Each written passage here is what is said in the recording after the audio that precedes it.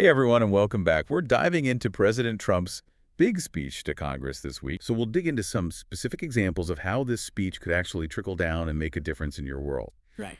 And okay, I got to start with this. Elon Musk. What was he doing there? Front and center at a congressional address. I mean, that's not exactly something you see every day. I know, right? Talk about an unexpected guest star. Well, it turns out he's pretty deeply involved in this thing called the DOGE initiative. It's all about making the government more efficient, cutting costs, trying to streamline things. Wow. And apparently, they've saved a ton of money already. Really? Like how much? Over $100 billion, they're saying. Although there has been some pushback, like, wait a minute, are those numbers really adding up? So there's definitely some skepticism out there about whether those savings are legit or not. Oh, wow. So if they are cutting all this spending, that has to affect people somewhere, right? Like, Right. where are those cuts actually happening? Well, one example is the funding for LGBTQI plus programs in Lesotho. That got slashed. And it just kind of goes to show that even if a policy sounds really big and abstract, it can have very real consequences for specific groups of people, even in far-off places. So it's kind of like that butterfly effect thing, like one flap of a wing in Washington can cause a hurricane halfway across the world. Totally. Everything's connected.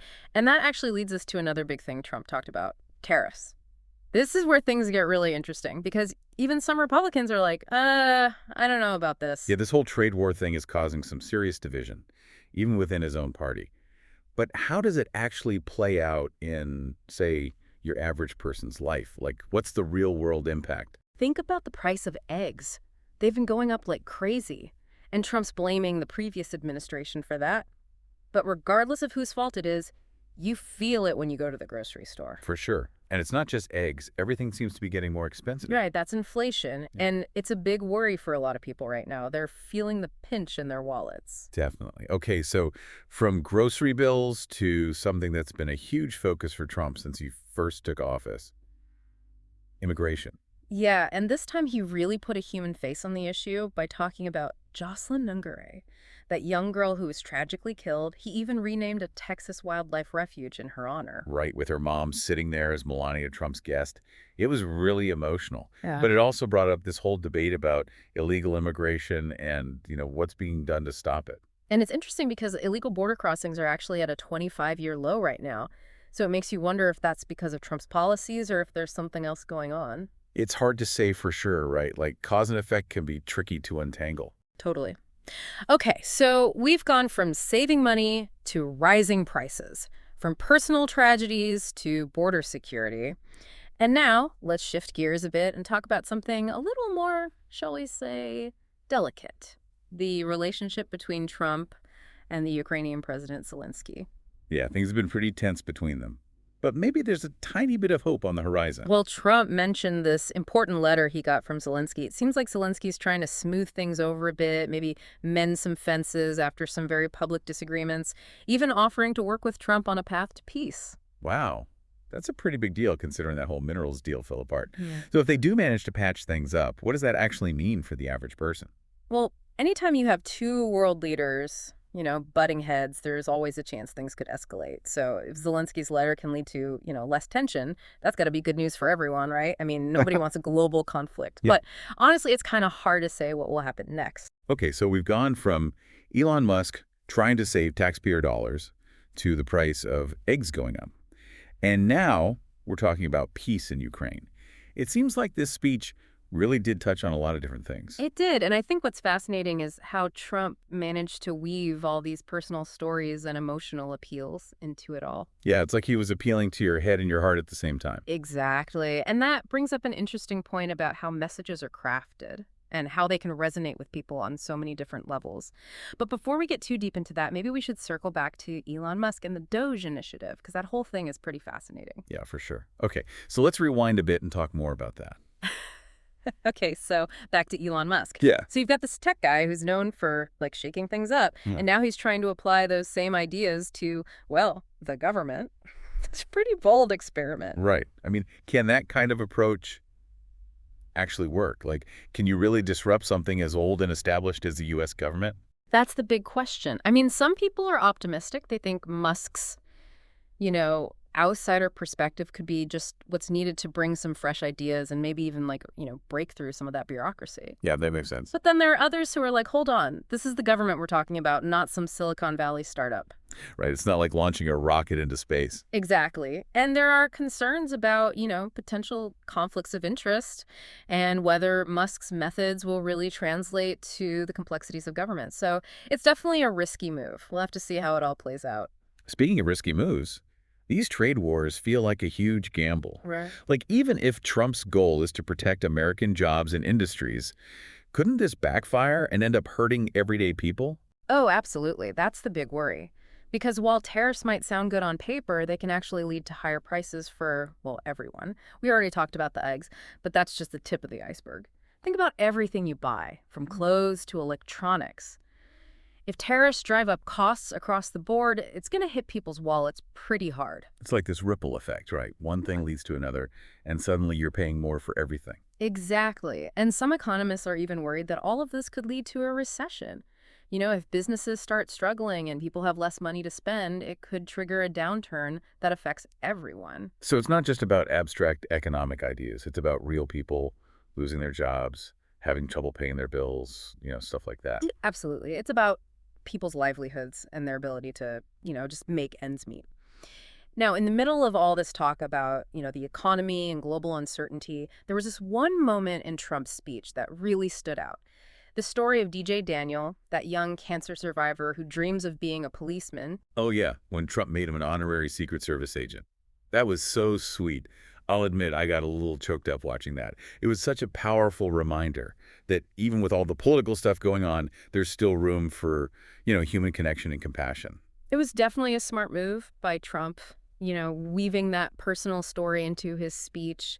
It allowed him to connect with people on an emotional level and remind everyone that at the end of the day, we're all human beings with, shared hopes and dreams. Yeah, it was a nice break from all the policy talk. Yeah. Definitely left a lasting impression.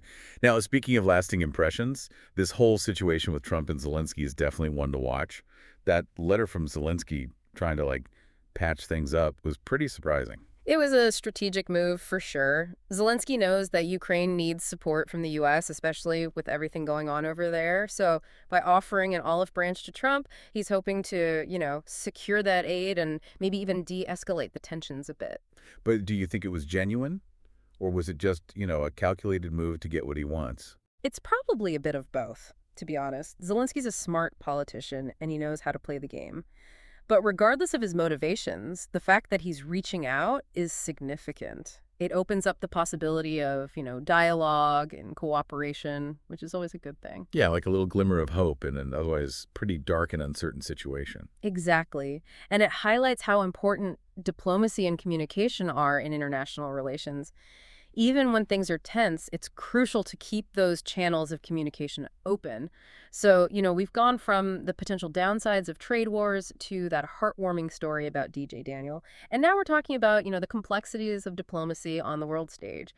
This deep dive is really living up to its name. It really is. It's amusing how everything's connected, right? Like all these seemingly separate events and issues are actually part of a much bigger picture. It is, isn't it? And our job is to help you, the listener, see those connections and understand how it all fits together. It's like we're piecing together a giant puzzle. And speaking of puzzle pieces, there's one we haven't really touched on yet. The potential long-term consequences of some of these policies and decisions. That's what I'm really curious about. That's the big question, right? I mean, it's one thing to analyze what's happening now, but trying to predict the future, that's a whole different ballgame. Yeah, no crystal ball here. Yeah. But we can at least try to, connect the dots based on what we know and make some educated guesses. For sure. Like, let's say these trade wars keep going for years. What could that mean for the average family trying to, just make ends meet? Well, one very real possibility is that prices just keep going up. Think about it. Groceries, clothes, gas, even your phone. If these tariffs stick around, all that stuff could just get more and more expensive. Oof. It's like this hidden tax we all end up paying. Exactly. And for people who are already struggling, that extra burden could be really tough. We could see more families going into debt, maybe even losing their homes. That's a scary thought. But, I mean, Trump keeps saying these trade wars are about protecting American jobs, right? Like bringing manufacturing back to the U.S. Surely there are some benefits to that. Yeah, for sure. And there is some evidence that, certain industries have actually done better because of the tariffs.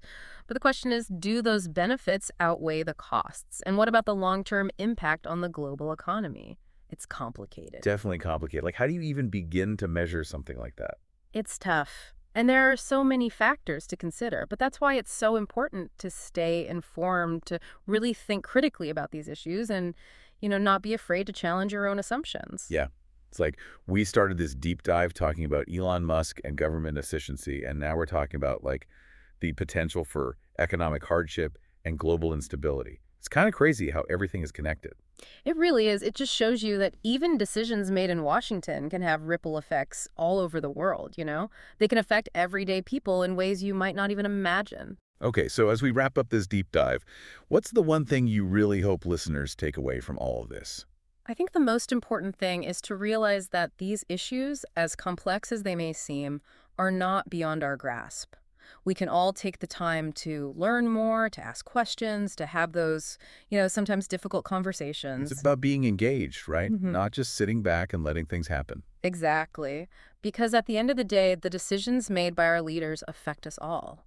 And it's our responsibility to stay informed, get involved, and make our voices heard. That's a great point.